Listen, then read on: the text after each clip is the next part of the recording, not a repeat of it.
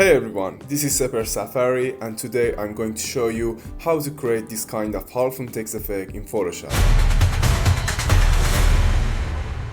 Let's create a new file. Go to File, click on New and type in 5000 for 5000.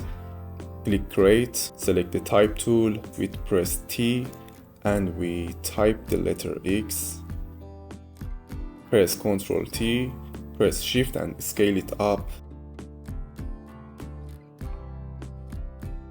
Now go to the layer, to the X, right click and convert to a smart object. So from here we're gonna go to the filter, go to Blur Gallery and select Fill Blur.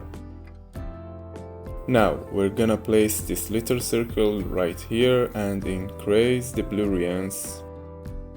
I'm gonna click here somewhere and decrease the blurriness to 0 and gonna add some more here.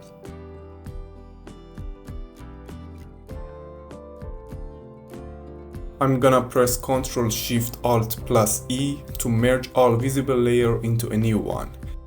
And from here, let's go to the filter, go to the pixelate, select color halftone. For the max radius, I'm about to type in 18 and channel 150, channel 250, 50 and channel 4 to be on 0 and click OK. And mainly, this is how you achieve this halftone trick.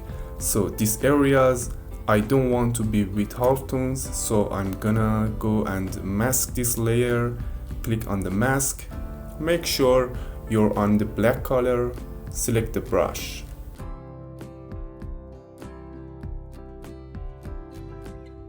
Okay, so that's it. That's how you make the halftone blurry effect in Photoshop. Thanks for watching, don't forget to subscribe and hit the bell.